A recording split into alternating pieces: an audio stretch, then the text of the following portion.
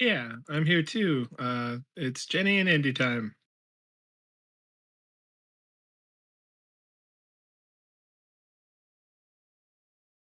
Okay. I hear myself on the audio, but I don't hear you.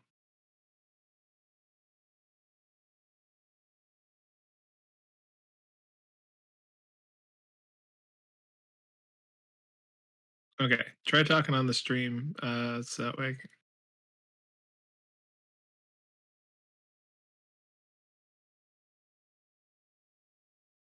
Yeah, if you're talking, I can't hear you.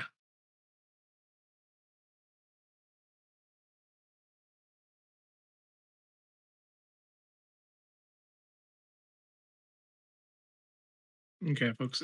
So just a couple seconds while we sort out some technical difficulties. I'm gonna unmute. I can hear you in the Discord, but I can't hear you in the chat.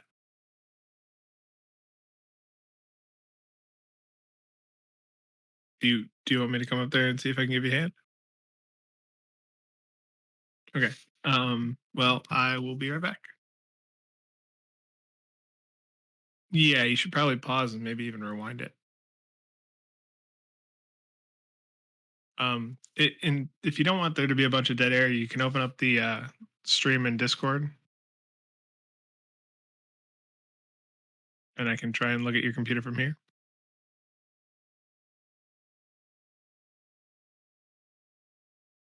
But yeah, we're fresh back from Gen Con, everybody. So super excited to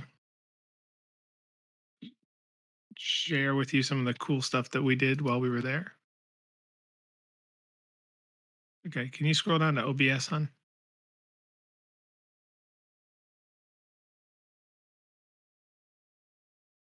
I need to see the screen so I can see your audio inputs for when you did your screen share in the Discord. Did you share the program or the screen?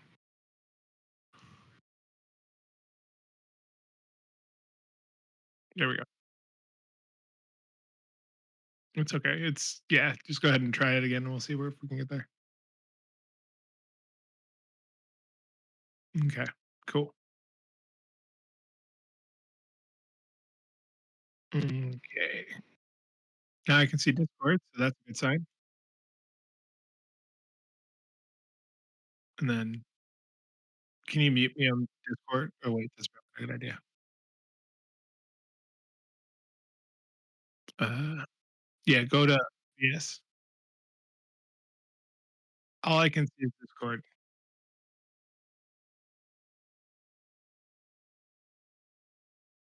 No, I'm gonna go upstairs and help you. So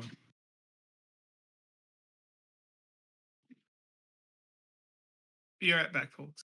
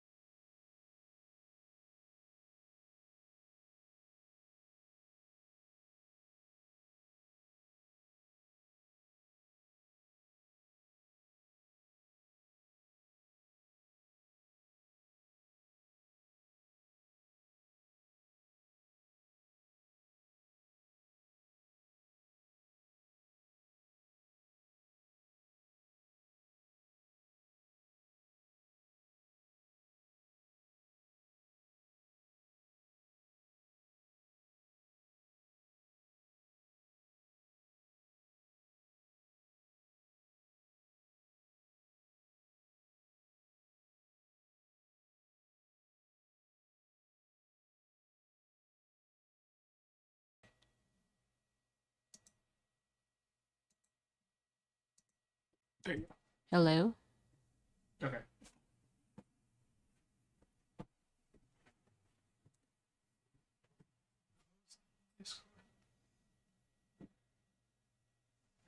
Make sure you're not streaming in Discord. Okay, Nico.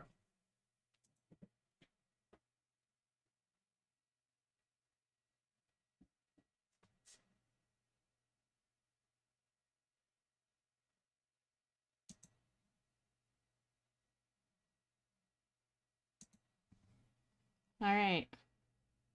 Are we good? All right. Gonna restart the video.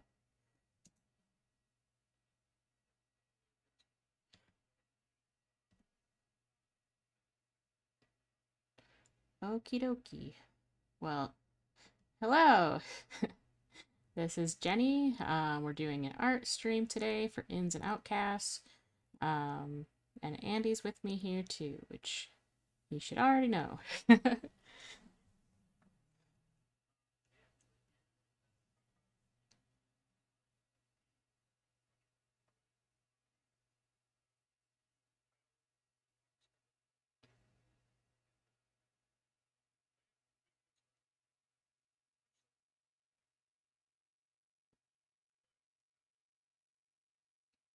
Yes, it was. So the video here is to kind of continuing off where I left off in the last stream, filling in the base colors of the characters. Um, and I also figured out how to create, um, what is it called? Like an action sequence, like it records a bunch of actions, and then you can just use like one keystroke to do multiple things at once. And so yeah, so I'll show it in the video as I go along. Like at the very beginning, I'm just trying to figure out how to do it. I was looking it up. Um, so I think I'm doing that actually off screen right now. Um, so you first have to record it. So here I'm doing the actions, expanding my selection, changing the layer, and then I should fill the color.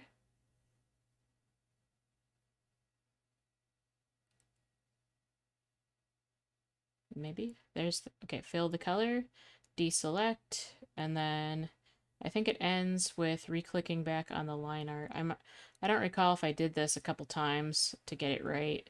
Um, but my whole sequence is expanding the selection, clicking on the base color layer, filling the color, deselecting, and then clicking back to the line art layer.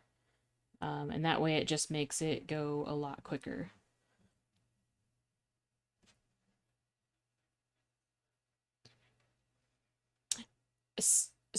So Sam actually was doing a different technique where you can create your own shortcut keys. So you could do, say, like the expand selection as a shortcut. Um, but there's also a way to record a series of actions. There I'm pressing the wrong uh, keystroke, which I didn't know about. You could lighten and darken the background of Photoshop. I think I think that was, I want to say, control one. I think I was doing like control one, two, and three, maybe. I don't recall. I don't want to try anything at the moment, but yeah, I was just trying to press my I used I think mine was control F2 to fill is what I set it as. So um yeah, but you can record like a long series of actions. Um in the past I've done one that was probably 20 or 30 actions. You can also I think you can record actions done in your history a certain way. Yeah, there's like, if you look even, I think I can put my mouse over here. This little snapshot icon that I'm kind of pointing at, that will allow you to record um, a series in your history bar. Um, so if you do something really complicated that's, 20 or 30 steps or something, you can just do that. All right, so here I brought over the action bar. I'm actually going to remake that action sequence. And that's the second bar. You can name it.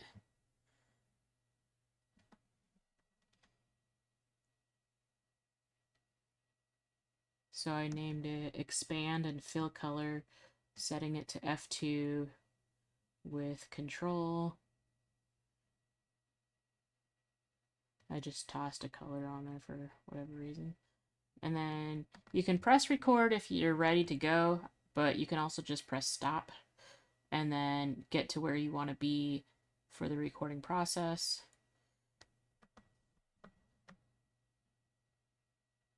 So here I'm selecting the areas that are going to be colored. And now I start my recording. So in the menu, modify, expand 3 pixels, and then click on the color base layer for these areas. And then I use the shortcut Alt Backspace to fill with the top color, and then Control D for deselect, and then click on line art. And then that's where I would stop that recording. And I would,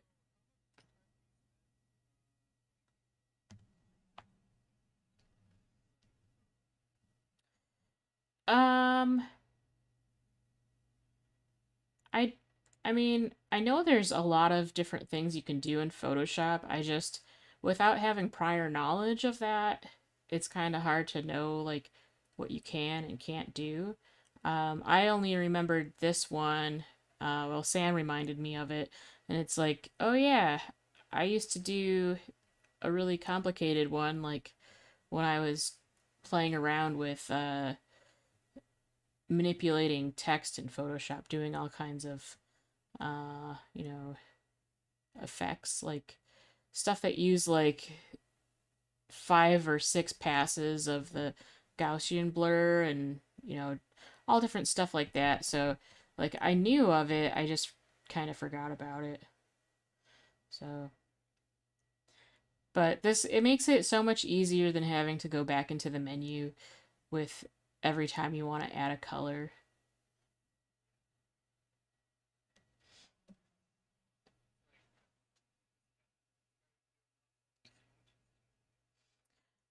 Yeah, especially in Illustrator, you can drag and drop swatches into your library, which makes it really handy.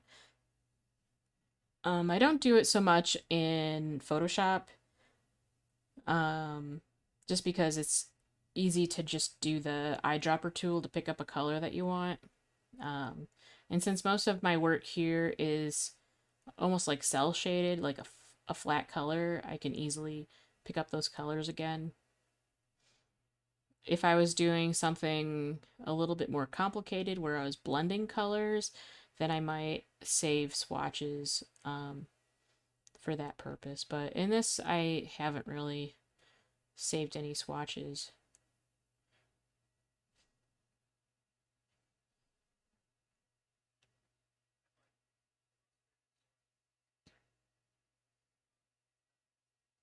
Oh, yeah. Yeah.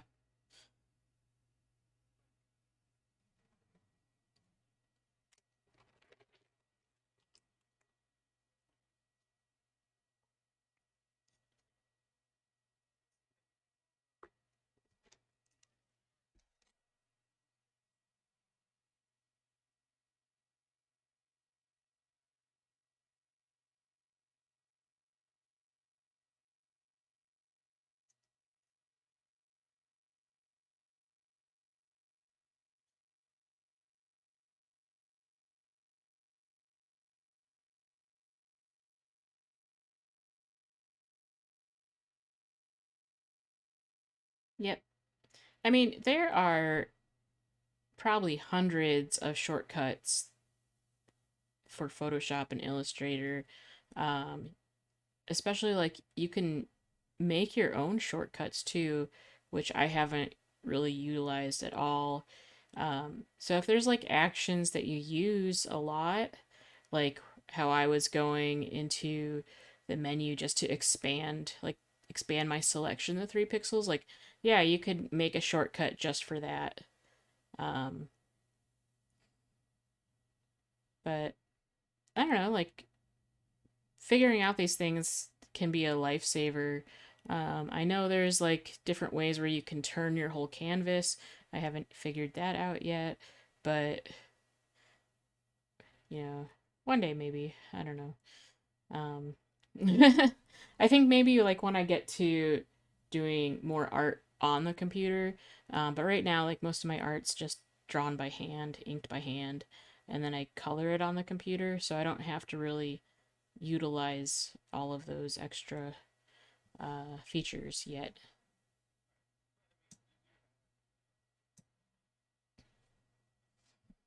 Mm-hmm.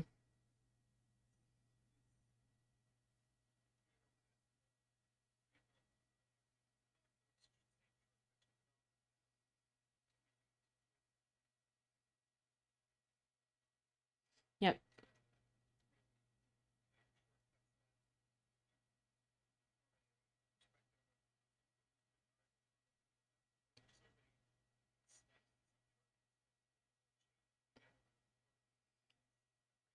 Yeah. Yeah.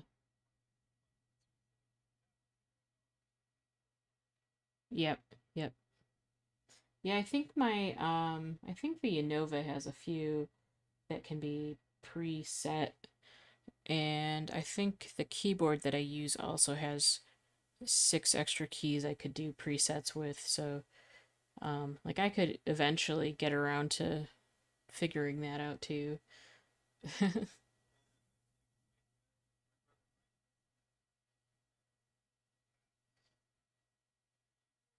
Mm-hmm. Mm-hmm.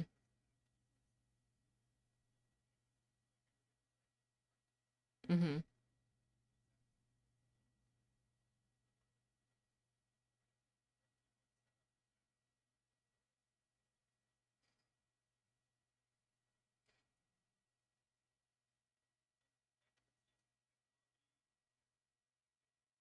Yep. Yep.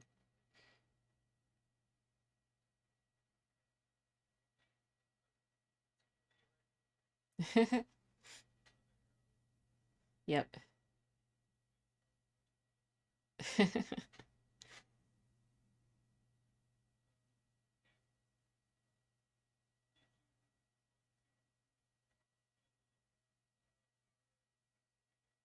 Yeah.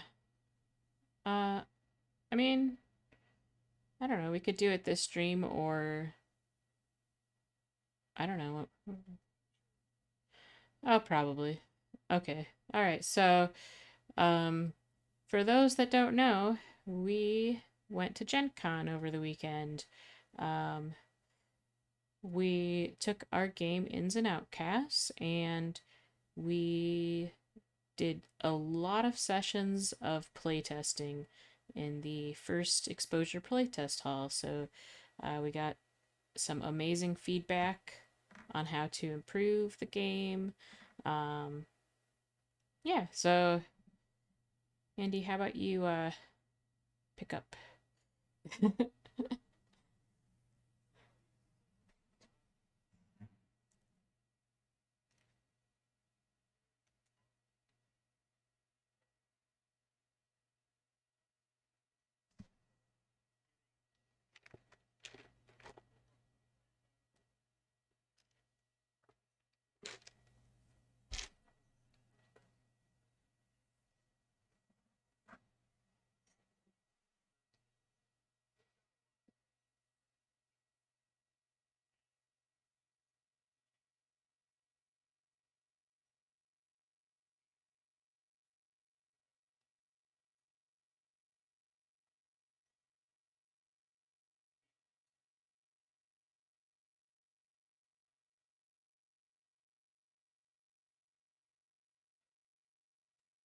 Mm-hmm.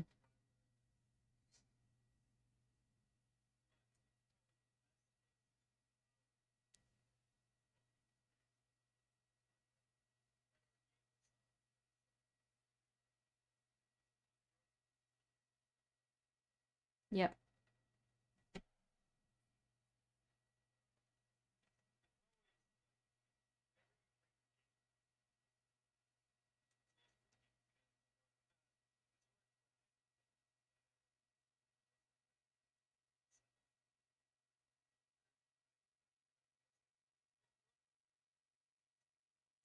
Right.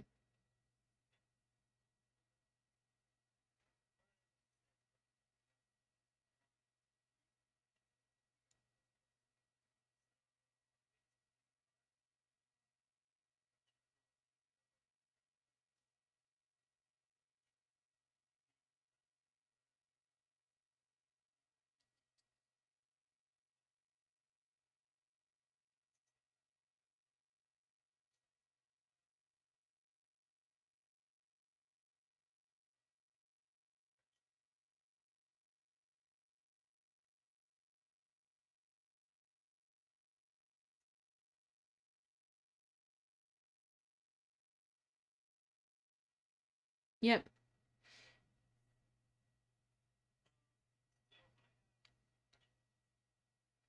Yep.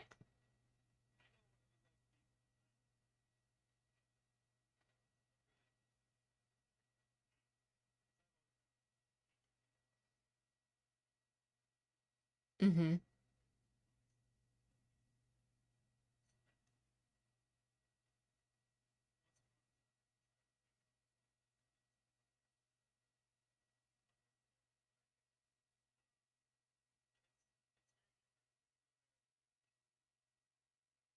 Mm-hmm.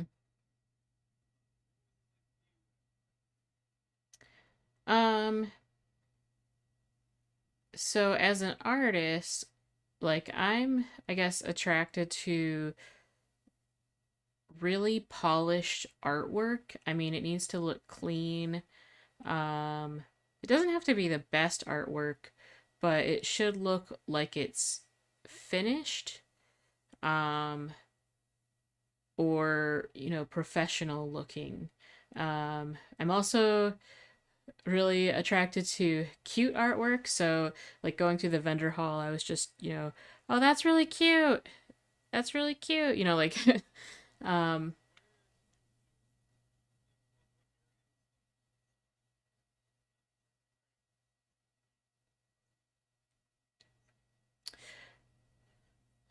um, so as an artist, um, I mean, first and foremost, like things that are very colorful, and playful, I think stand out the most for me. Um, hmm.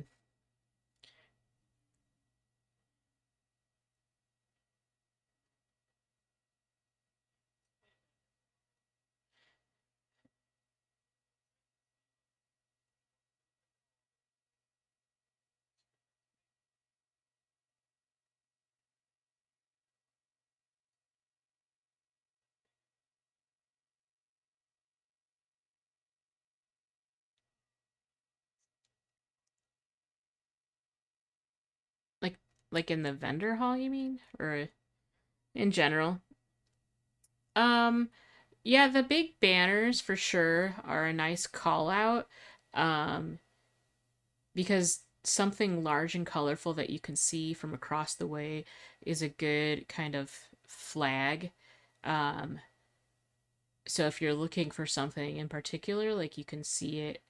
I actually use some of the really giant banners in the vendor hall as like my landmarks, just because like they were huge. um, but I mean, yeah, yeah. So like 2 years ago, we picked up the game Everdell, um, and their presence this year was even bigger than the previous Gen Con. Um, but yeah. Um, but like you could easily find them in the vendor hall because they had such huge displays. They had like this giant uh road like circular banner that hung from the ceiling, so you could easily see it from like aerial, like above all the other booths. It would just be up there, you know. But I mean, just even having, you know, like those 8 foot or 10 foot banners sticking up so that uh, people can see them from across the way, like that's really helpful. Um, because the vendor halls are normally like packed, you know, like it's very hard to see things when you have, I don't know how many vendors they have, hundreds.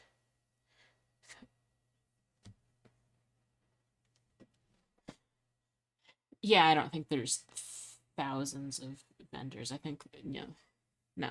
But yeah. Um but yeah, like having distinct iconography that stands out really well. I think that's really important.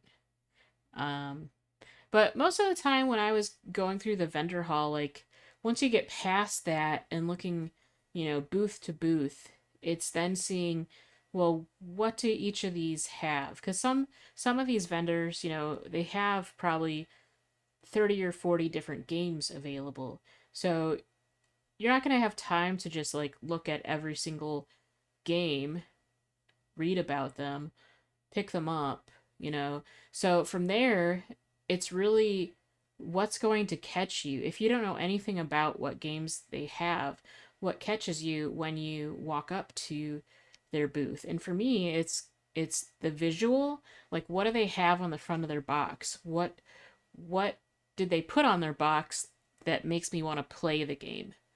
Um, you know, is it, you know, some very colorful imagery that really represents what the game is about? um is it, say, a set of words that kind of evoke what the game is about also, you know? So when I'm purchasing games, like for me, like I'm attracted to that, you know, very polished professional looking artwork, that really kind of sparks what that game may be about, or the fact that it's just super cute. So it's one of those two.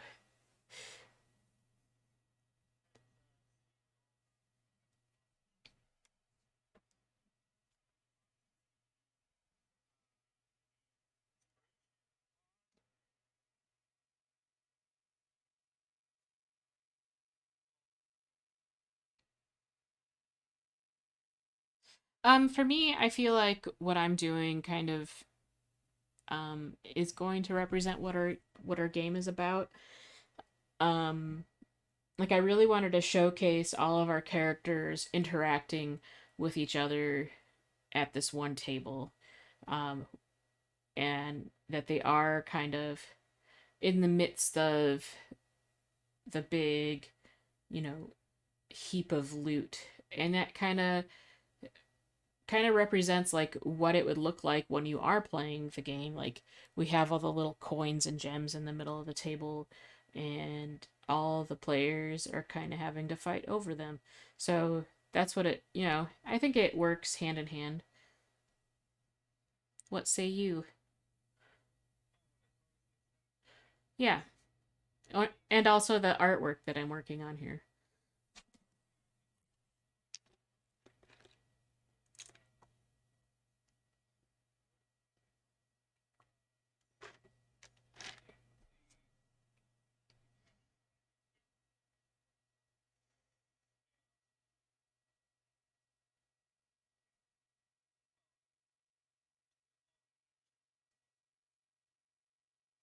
Mm-hmm.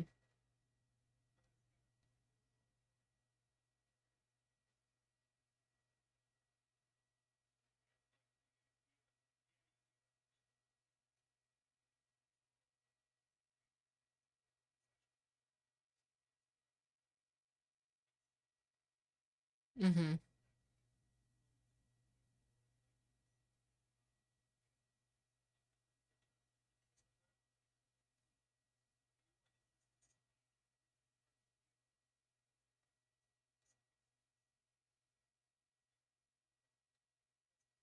Mm-hmm.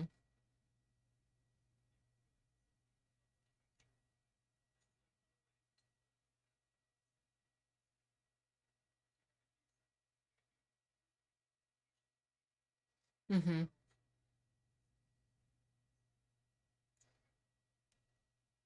Yeah. So I kind of wanted to have a scene kind of happening a little earlier than the pictures depicted for all of the cards. So like some of them have drinks, you know. Um so like the Thane got his drink and the guard has her drink. But like the food hasn't arrived, none of the treasures been divvied up. Um you know, the little goblin that's pictured right there, he hasn't lit his match yet or lit his candle. Um the mage isn't reading his book. So it's things that are happening before the art in the cards. So it kind of also tells a little bit of a story, um, that things like, you know, if you see this picture and then you see the artwork, like things have changed. Like the Thane has finished his beer in his card art. He's eaten all his food, you know. So other things have happened, like the thief, for instance, has stolen that little loot bag in her card. So yeah.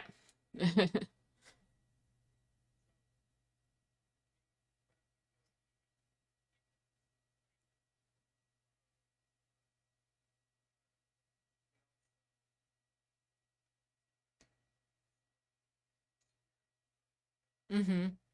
Yep.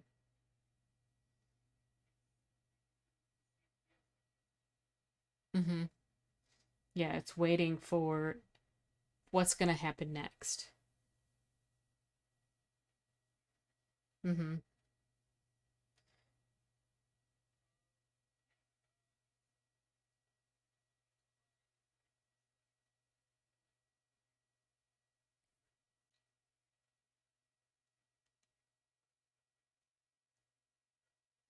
Mhm.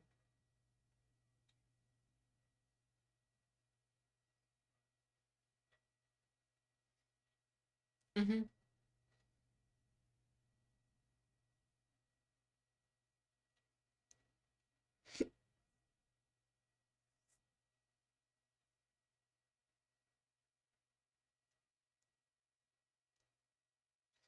Yeah.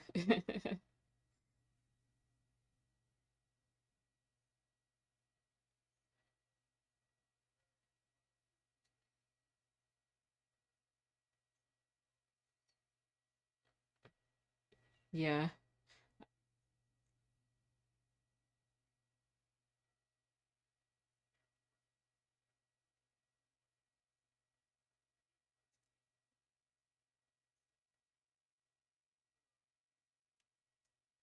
Yeah. I think I walked probably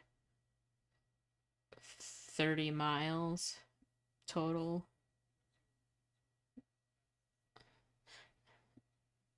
Oh, I don't know.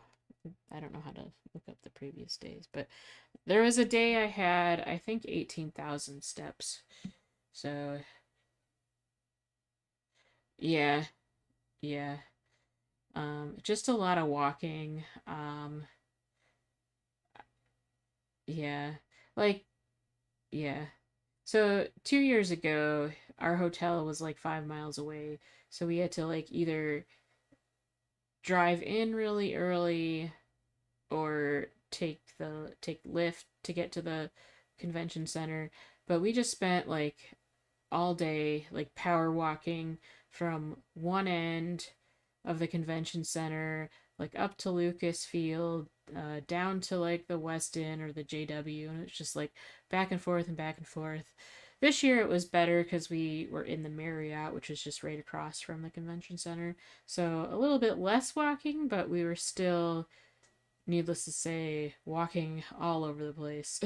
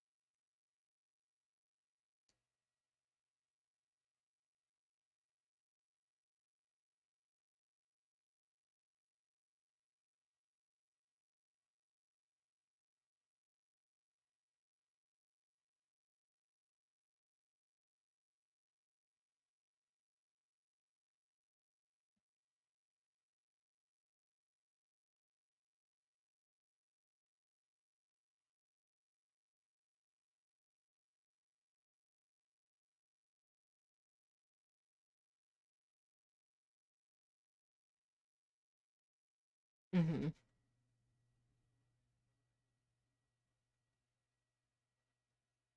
Yep. Yeah.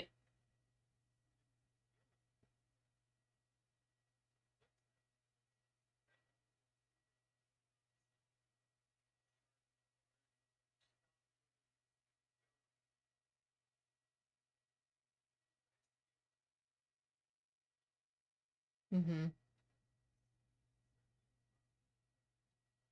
Yeah. Yeah, I didn't see very many lines. I know there was one we had to stand in for a short time to get into the AEG game night. Um, and there was a bit of a crowd on the first day the vendor hall opened, but I mean, it was not nearly as packed as like the last year that we had gone. And the following days, there was barely anybody really waiting to get in all at once. So, despite what, you know, the news showed for what happened on day one, like it wasn't terrible at all.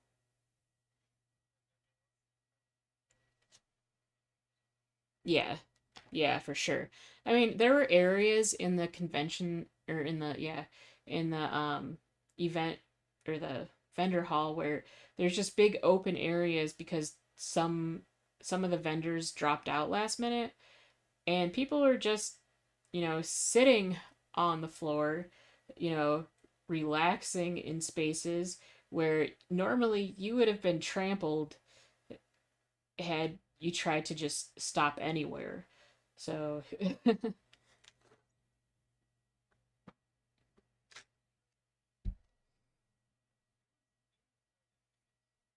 yeah.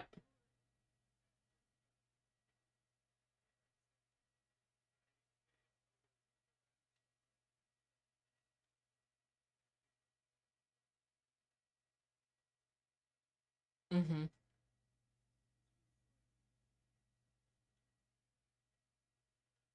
Definitely.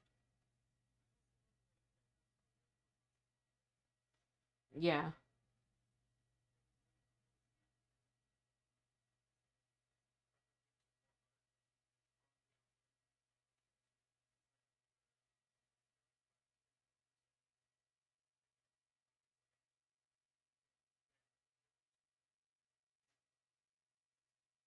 Yeah, that's really cool.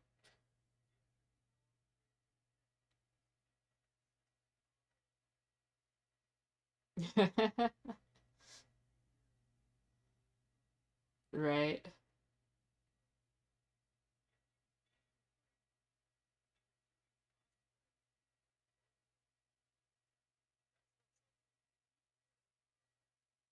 No.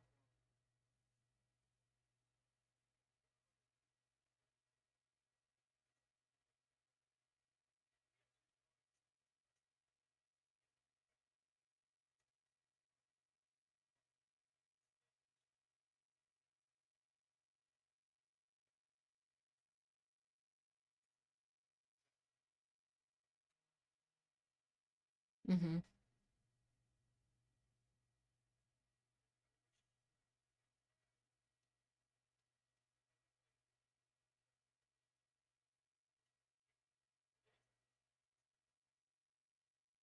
Yeah.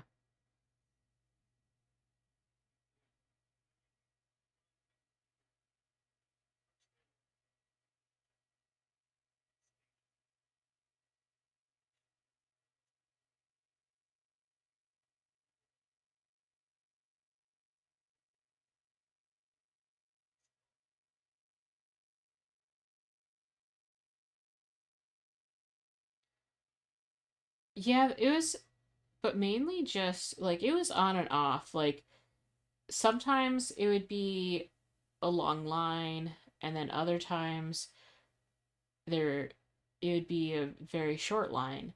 But I mean, they had quite a few employees working it to get everybody through really quickly. It was very organized. Um, so I mean, I don't feel like we stood in line that long to get the stuff that we wanted.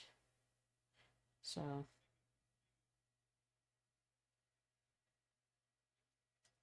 Yeah. Yeah.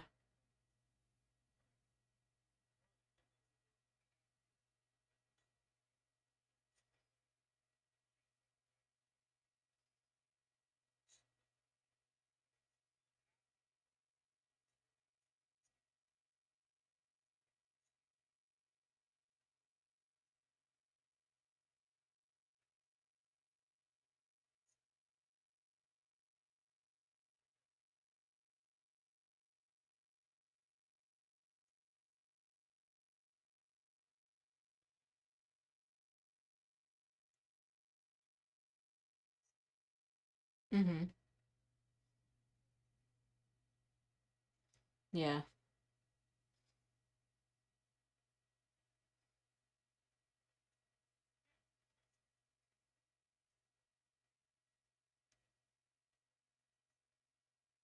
Mm-hmm.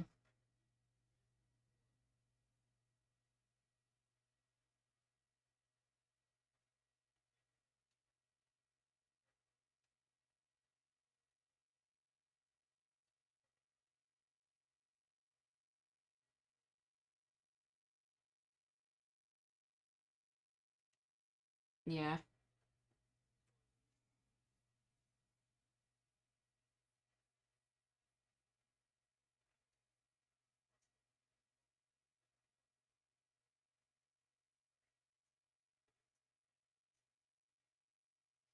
Yes. Yep.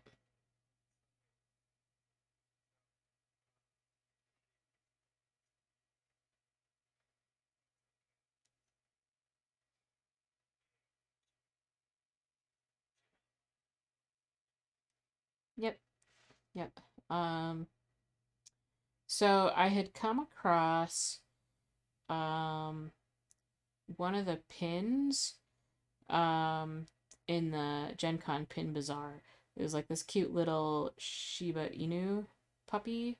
It's like, oh, that's really cute, you know. So I knew I had to get that pin, and then when I found the pin, then I saw there was this little game that was in the same style. I'm like, oh, that's really cute. So I had to get the game, and then as I was walking around the vendor hall, I came across an artist booth, and I was like, whoa, this is the art.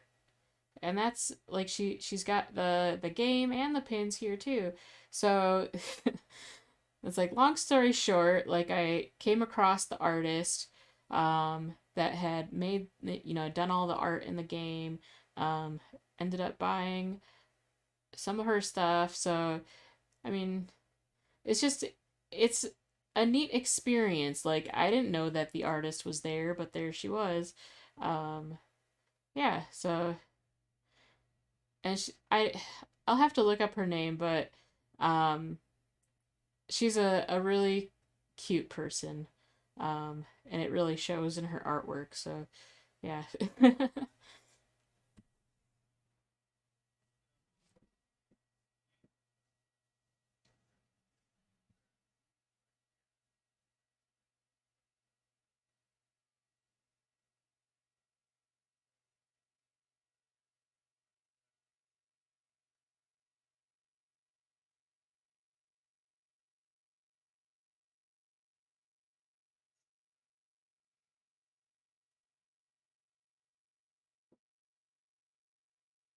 I think so. Yeah.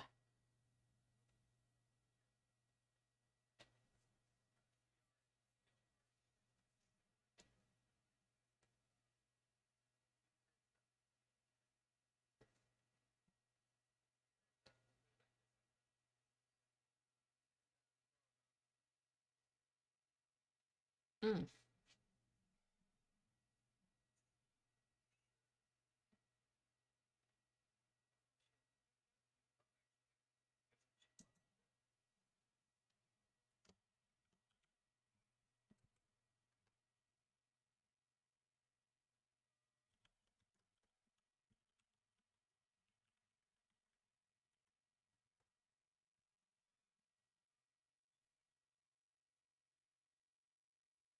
Yes. That's where I got it from. The kitty plush. Yeah, so funny thing. So most of the convention, I was wandering around with a shark hat on my head, basically a stuffed animal strapped to my head, and my little shark hat was wearing a little pirate hat. And I came across um, the artist for Good Puppers. What was her name? Yeah, yeah. Um,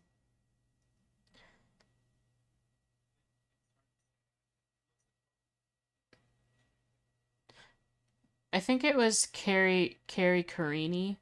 Um, yeah, I think it was her. Um, so at her booth, she had this little cat sitting there, and it was wearing a little hat. Like I think it was a little salamander hat. And someone else was there and asked about it. And then Carrie started pulling out other little hats for the cat, and one of them was a shark. So, like right there, I just knew I had to have this little cat and the cat hat, or the shark hat. So, yep, so it was me wearing a shark, wearing a pirate hat, and then I had a little cat wearing a little shark hat.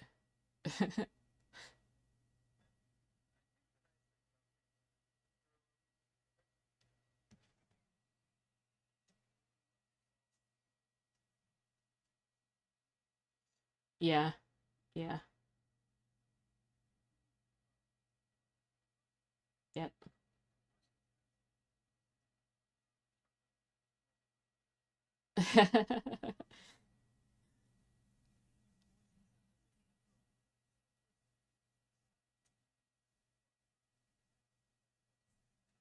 Yeah.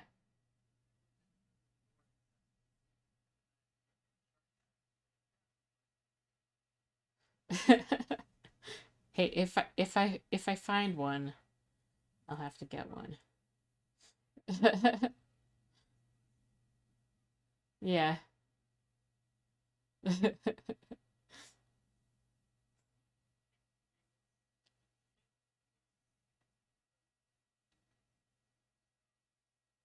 Yeah.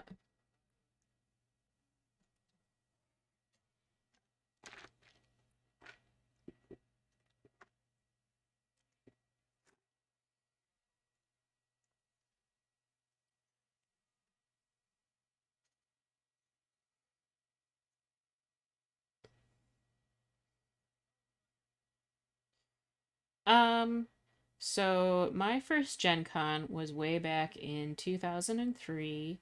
I was invited um by some friends, well, like my former boss that I worked with was helping me out to become an artist, and they had invited me to go to Gen Con.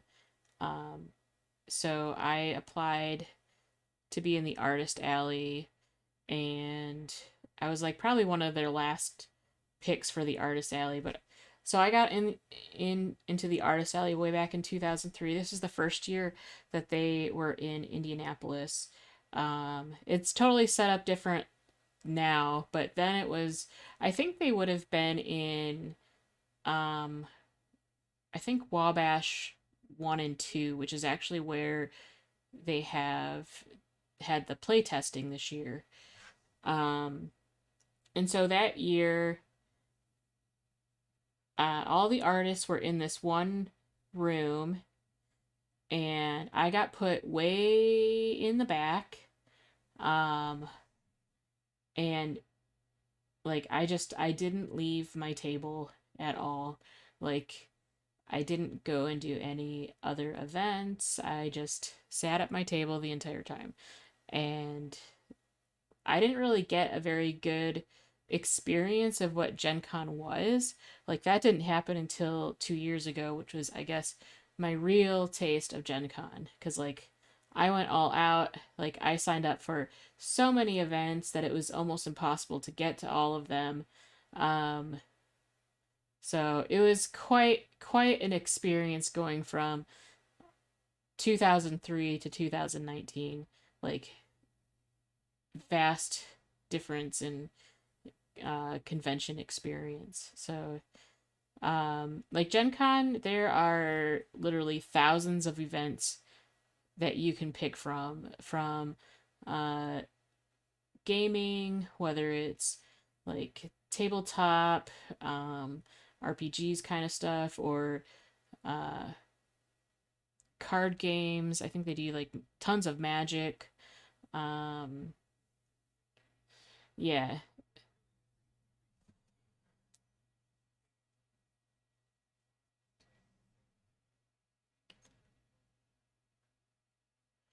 Mm-hmm. Yeah. So, um, like I did, uh, oh, what did I do? Like I signed up for like a ton of like crafting things in 2019. Not so much gaming. Um, what else did we sign up for? Yeah, we did, and we did one last time too. Um, but not so much the gaming because I don't know all that much about like group gaming or what goes into it. Um,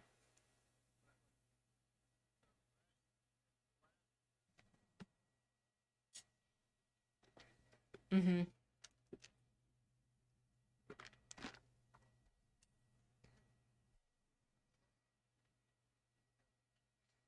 mhm. Giant foam weapon. Um, yep, we did a yeah, and yep. Plus, yep, yep. So Yaya Han had a special panel. I think we went to two of her things. Yeah. Um, yeah,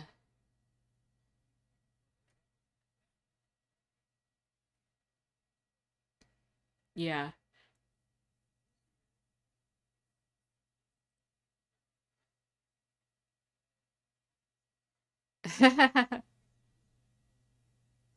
Yeah. So like 2019, I bought like all the parts to put together this cool looking like pirate costume, like from a hat to a corset. Like I had a shirt and a skirt. Um, I think I had pretty much everything except for like shoes, because the shoes that they had there weren't super. But I had like everything. I had like belts and pouches, and I bought like gold coins and like all this stuff. Um, so this year, like my focus was more on, I think, games and then art. So,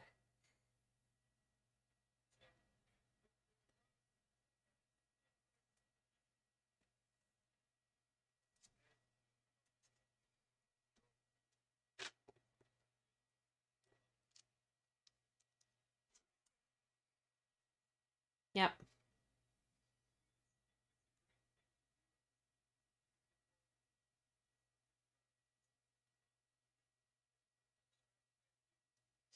Mm-hmm.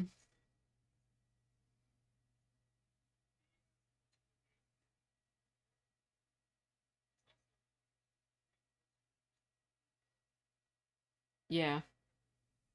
Yeah, I was surprised by how many people just wanted to sit down and play a game. Like they didn't know us, we didn't know them, but it's like you offered a game for them to play and they were just like on you. Like we had the late night gaming room in the Marriott. And we just had our game out and people came and sat down and played. So it was really fun just having, you know, these people, they may not even be into this type of game, but they came and played because they wanted something to do. So that was really cool.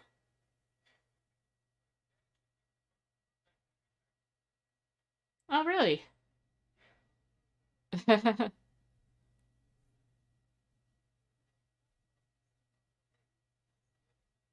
Oh yeah, that couple, yeah, yeah.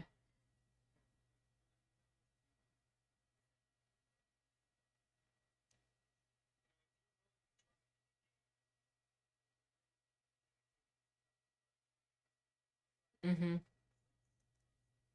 Yeah.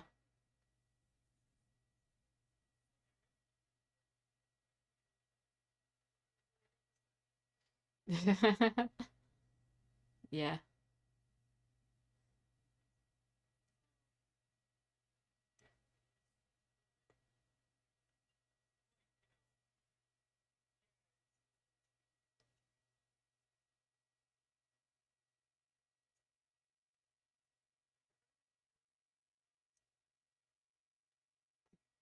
Mm-hmm.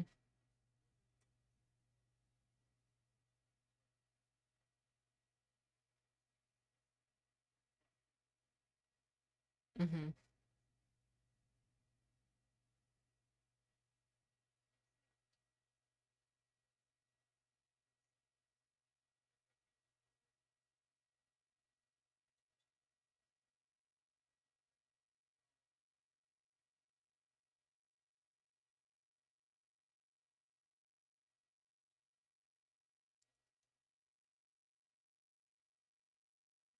Yeah.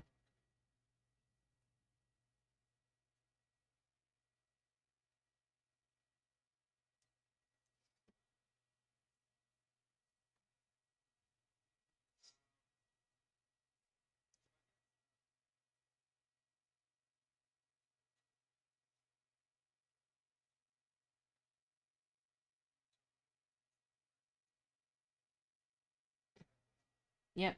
It actually restarted, so I'm gonna close this and there. That's where it is right now.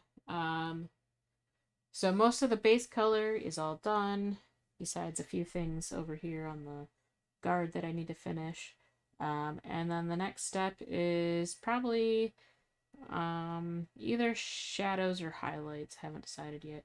One of those. I might do some detail stuff first, like filling in like eye colors, just the other flat shade stuff that doesn't have an outline. Um, that'll probably be done next before I go into. Um, yeah, yeah, yeah, yeah. So some of the small stuff. Yeah. Yep. Mm-hmm. Yep. You can yeah, you can see it up here. I've pulled off those colors from their original artwork. Um, and I actually can see what is filled in if I turn off the gray layer. So that lets me see, what's been colored. So he's all got his color in there. I like to use gray as more of a neutral instead of the white because white's such a high contrast to the color. So yeah, yeah. All right. Well, that is our hour of art talk. Um, so we'll have the next art talk next week, and then we have when's our next tabletop session?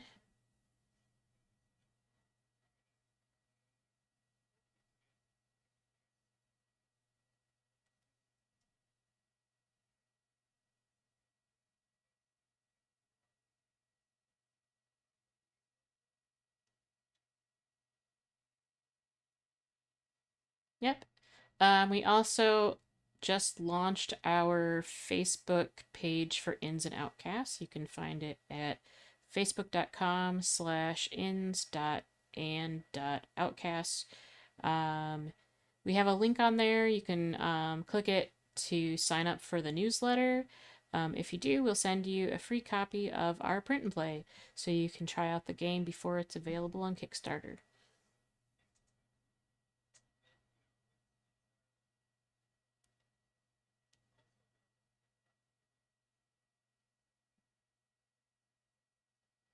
Yep.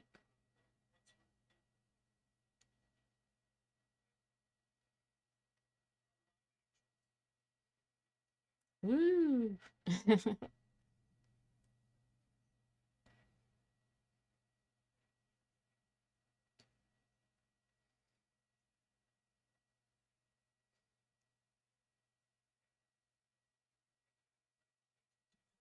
Yep.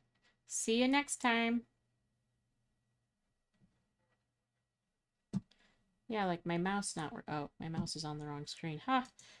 Like my mouse not working. All right. So see you all next time. Bye.